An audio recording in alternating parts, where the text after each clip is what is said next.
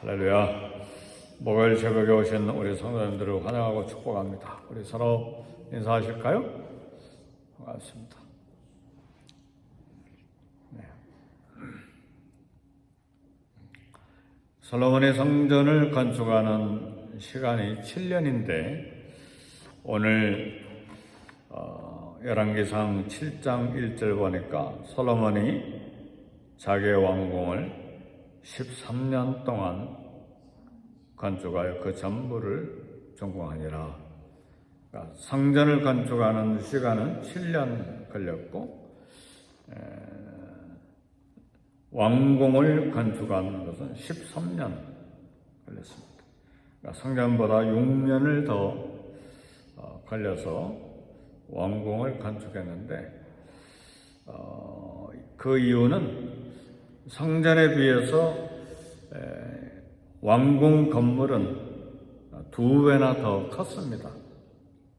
그리고 성전은 제사 드리는 이제 그런 장소이지만 이제 궁궐은 국가 일들을 봐야 되고 또 많은 대신들이 와서 회의도 해야 되고 또 많은 사람들이 살기도 하고 또 궁궐의 여러 용도가 있지만 많은 것들이 또 이렇게 보관돼야 되고 하는 그런 일들 때문에 이제 2배나 컸고 그래서 짓는 것도 6년을 더 걸려서 13년 동안 지었습니다.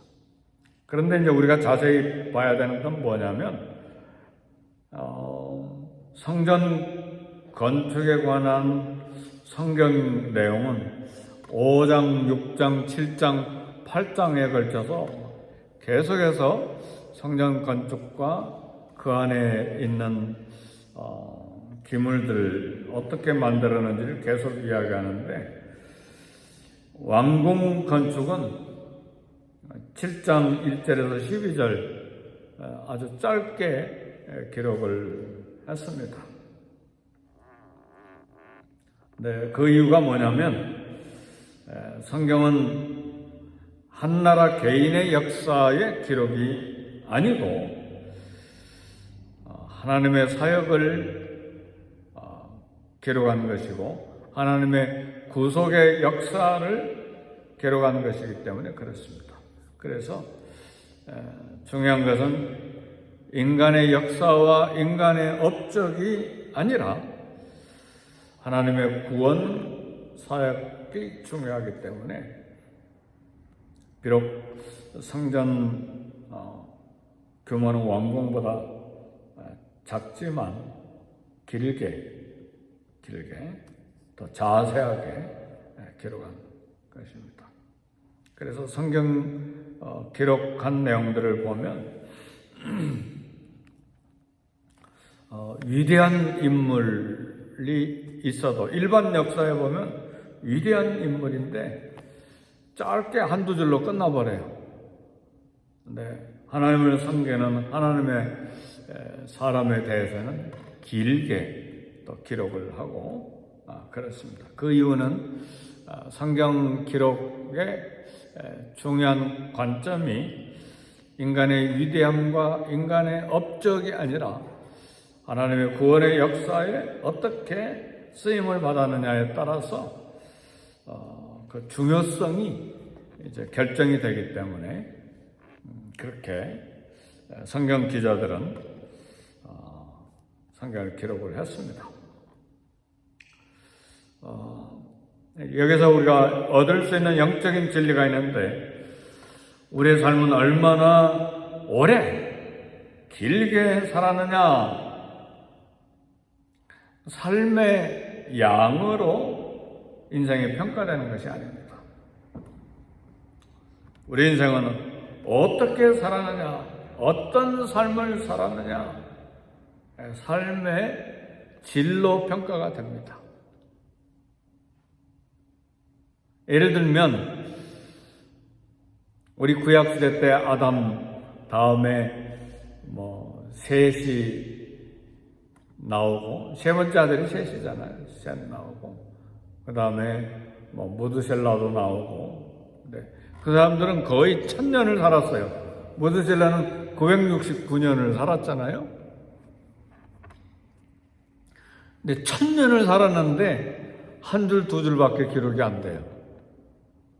근데 우리 예수님에 대한 이야기는 얼만큼 기록이 됐어요? 신약에 보면 사복음서에 기록이 되고, 그렇죠? 요한계시록에 기록이 되고, 신약 전체가 다 예수님을 기록하잖아요. 구약 성경도 사실은 전체가 다 모세의 글과 시편과 그리고 선지자가 나를 기록한 것이다. 우리 예수님이 말씀하시잖아요. 그러니까 예수님은 짧게 33년 사시고, 그것도 3년 반 동안 공생에 사셨는데 성경 66권이 예수님을 기록하잖아요. 무드셀라는 699년을 살았는데 또 짧게 한두 줄로 끝나버렸잖아요. 왜 그런가? 왜 그랬는가? 969년 1000년을 살았으면 그래도 성경 66권 중에 한 장은 기록해야 되는데 짧게 한두 줄. 그 이유가 뭡니까? 삶의 가치, 삶의 질, 그리고 성경이 보는 관점이 다르기 때문에 그렇습니다. 오늘 저와 여러분의 삶도 우리 오래 사는 건 다 좋아하잖아요. 그리고 또 실제로 이제 장례식에 가면 70, 80세 살았는데 한국 나이로 계산해가지고 80세까지 살았습니다. 그렇게 광고하기도 하고, 하여튼 길게 사는 걸 이렇게 또 중요하게 생각하고 또 그렇게 광고하기도 하는데 그렇지 않습니다. 어떤 삶을 살았느냐. 우리 삶은 길이로 평가하는 것이 아니라 어떤 삶의 질을 가지고, 퀄리티를 가지고 살았느냐, 그것으로 평가가 됩니다. 사람이 똑같은 시간을 살아도 그 시간의 무게는 같지가 않습니다. 우리 예수님의 삶은 짧은 30대 초반의 삶이었지만 그 무게는 온 세계를 덮고도 남는 그런 무게죠. 서양속담에 그런 말이 있습니다. 시간은 사용 방법에 따라서 금이 되기도 하고 납덩이가 되기도 한다. 오늘 저와 여러분의 삶이 납덩이가 아니라 금이 되기를 주의 이름으로 축복합니다. 오늘 이제 그 부분을 잠깐 기도 제목으로 삼기를 원해요. 같은 시간이라도 무엇을 위해서 그 시간을 사용했느냐에 따라서 가치가 달라집니다. 그래서 우리는 모두 다 행복한 삶을 살려고 애를 쓰는데, 우리 믿음의 선배들은 이야기를 합니다. 행복한 삶의 목표를 두지 말고 충만한 삶의 목표를 두라, 그렇게 이야기를 합니다. 행복한 삶은 기준도 달라요. 어떻게 살아야 행복한 삶입니까? 무엇이 행복한 삶인지도 다 달라요. 세상 사람들은 뭐가 행복한 삶이라고 생각합니까? 그리고 오늘 저와 여러분과 우리 크리스천들은 무엇이 행복한 삶입니까? 네, 실제로 우리 삶을 다 들여다보면 행복했다고 하는 순간은 짧습니다. 그리고 계속 행복을 찾는데 인간의 가치관에서 생각하는 행복의 순간은 오지를 않아요, 평생에. 그러니까 반대로 행복한 삶이 목표가 되어버리면 불행한 삶이 훨씬 길고 우리 인생을 다 뒤덮고 있는 것이죠. 그래서 우리 믿음의 선배들은 충만한 삶, 거기에 가치와 목표를 둬야 된다. 충만한 삶이라고 하는 것은 예수 그리스도를 중심한 소명으로 충만한 거예요. 사도 바울은 행복한 삶이었습니까? 제 생각은 인간의 가치관으로 볼 때 행복한 삶이 아니었어요. 평생 몸에 병을 짊어지고 다녔잖아요. 가는 데마다 얻어맞아가지고 아마 제 생각에는 골병이 들었을 것 같아요. 그래서 뼈도 으스러져서 쩔뚝쩔뚝하고 잠잘 때는 여기도 뼈가 아프고 저기도 뼈가 아프고 너무 얻어맞고 너무 돌로 맞고 너무 배고프고 굶주리고 그래서 지금처럼 주치의가 있어가지고 늘 뭐 피검사하고 뭐 건강진단 받은 것도 아니고 얼마나 힘들어요. 그러니까 의사 누가가 늘 따라다녔지만 인간의 가치로 봤을 때, 세상의 가치로 봤을 때 사도 바울의 삶은 행복한 삶은 아니었어요. 늘 교회 때문에 눌리고 강의 위협, 도적의 위협, 강도의 위협, 민족 동족의 위협, 죽이려고 하는 사람이 얼마나 많았어요. 얼마나 긴장해요. 그러니까 행복한 삶이 아니라 사도 바울의 삶은 충만한 삶이었습니다. 예수 그리스도로 충만한 삶, 소명으로 충만한 삶이었어요. 그래서 사도 바울의 삶은 삶의 무게가 가득한 삶이죠. 같은 시간이라도 같은 기간이라도 무엇을 위해서 사용했느냐에 따라서 가치가 달라져요. 한번 생각해 보세요. 밤새 게임하는 시간, 요즘 인터넷 게임이 많잖아요. 밤새 게임하는 시간하고 아니면 한두 시간이라도 깊게 하나님을 만나서 기도하는 시간, 이 시간의 무게를 한번 재어보세요. 어떻게 다른가? 아브라함은 175세를 살았는데 하나님께서 불렀던 그 시간, 전과 후가 달랐어. 하나님 75세에 아브라함을 부르셨는데 그 전에는 아버지 데라가 우상을 섬겼어요. 학자들은 달신을 섬겼다고 그랬어요. 그러니까 우상을 섬기는 집에서 살았는데 하나님 부르셨어요. 그러니까 부른 후에 소명을 따라서 가나안 땅으로 평생 175세까지 살았는데 삶이 달랐어요. 베드로도 성령 받기 전과 성령 받은 후의 삶이 달라졌어요. 바울도 예수님을 모르던 바리새인의 삶과 예수를 믿은 후에 사도로 선교사의 삶이 달라졌어요. 수가성 여인은 어땠습니까? 예수님을 수가성 우물가에서 만나기 전의 삶과 생명수이신 예수님을 만난 후의 삶이 완전히 달라졌잖아요. 예수님을 만난 후에는 여성교사로서 그 수가성 마을 전도하기 위해서 달려가잖아요. 여성교사로서 달려가잖아요. 삭개오의 삶은 어떻습니까? 예수님을 만나기 전에는 막 돈에 눈이 어두워져서 막 그 세금을 많이 걷고 자기 부자 되는데 온통 삶이 쏟아졌는데 예수님을 만난 뒤에는 여리고 성 전체가 아주 변화될 정도로 새로운 삶이 시작이 된 것이죠. 물질관이 완전히 뒤바뀌어 버리잖아요. 그래서 오늘 우리는 그리스도로 건축된 삶이어야 돼요. 우리 삶의 건축 재료는 예수 그리스도여야 됩니다.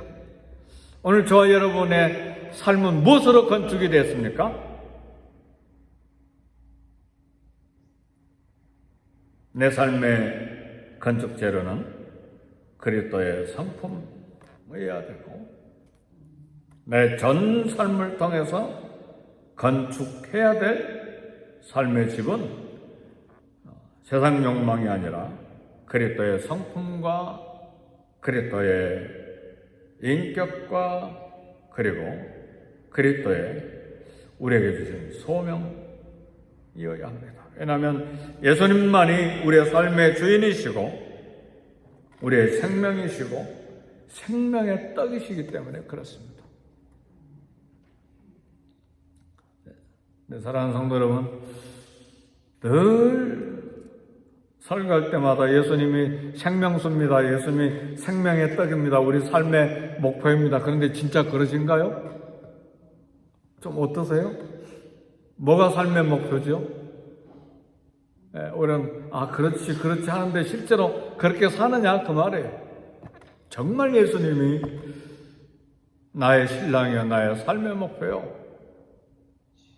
물을 떠난 고기가 혹시 산다 하여도 예수 떠난 인생 살 수 없다는 그런 노래 가사처럼 정말 예수님을 떠나서는 살 수 없는 존재임을 온 심장으로 온 삶으로 고백하고 사느냐 그 말이죠. 예수님 없어도 내가 그냥 먹을 것 있으면 I'm okay입니까? 절대로 그렇지 않죠. 예수님을 깊게 만나는 사람들은 예수님 없으면 생존이 불가능하다는 것을 온 영혼으로 처절하게 깨닫죠. 그래서요, 예수님을 만나는 처절한 삶의 순간들이 있어야 돼요.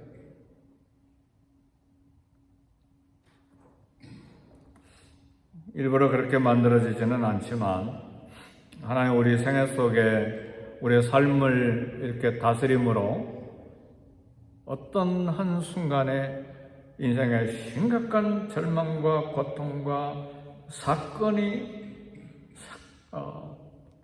폭풍이 불어닥치므로 절실하게 하나님 앞에 엎드려 하나님을 부여잡으려는 그런 씨름이 있는 순간에 그런 인격이 형성이 돼요. 감사하죠. 그러니까 우리 삶의 고난의 어떤 폭풍들이 결코 다시 기억하고 싶지 않는 그런 쓰레기 같은 순간이 아닙니다. 하나님이 다 우리를 귀하게 여기셔서 그렇게 주님을 깊게 만나게 하는 것입니다. 그래서 우리 인생에 예수님 아니면 나는 생존이 불가능하고 예수님이 내 삶의 가장 존귀하고 내 영원한 생명이시다. 수가성 여인이 이 남편 저 남편 그렇게 5명 거쳐가다가 지금도 살고 있는 남자가 자기 남편이 아니잖아요. 인생의 목마름이잖아요. 그런데 그 여인만 그렇습니까? 이 세상에 수가성 여인처럼 인생의 가치를 찾기 위해서 방황하는 사람이 얼마나 많아요. 어떤 사람은 돈, 어떤 사람은 권력, 어떤 사람은 명예, 어떤 사람은 신분, 어떤 사람은 자기 성공. 다 똑같은 수가성 여인이잖아요. 근데 다 헛되죠. 쳤다 못해서 이제는 술과 마약으로. 그래서 인생이 막 처참한 쓰레기로 변하잖아요. 수가성 여인이 예수님을 만났을 때 생수를 만나버리잖아요. 생명수를 만나버리잖아요. 그러니까 낮에 다른 사람들이 다 낮잠, 시에스타니까 다 낮잠 자는 그 뜨거운 날 사람 몰래 우물가에 나와서 혼자 물을 기르러 나왔다가 예수님을 만난 거잖아요. 예수님. 그래서 우리 예수님 만나야 돼요. 네, 지식으로만 만나는 것이 아니라 온 인생으로 만나야 돼요. 삶의 갈증 속에서 예수님을 만날 때 나도 내 삶의 인생을 건축하는데 예수 그리스도로 건축할 수 있고 그 영향력 때문에 내 자녀들도 예수님을 목표하고 살아야 되는 모양이다. 그리고 그걸 보는 거예요. 우리의 삶을 보고 예수님을 목표해서 살아야지. 우리 친구들도 우리 자녀들도 우리 가족도 예수님 목표하면서 사는 삶이 저런 삶이구나. 그렇게 본받고 영향력을 행사하면서 사는 것입니다. 저와 여러분과 우리 자녀들의 삶의 목표를 어디에다가 두고 살아야 합니까? 예수님 33년의 짧은 생애를 사셨지만 하나님 말씀 모두 성취하는 삶을 목표하고 사셨어요. 그리고 그렇게 살았어요. 우리에게도 하나님 주신 삶의 길이가 있습니다.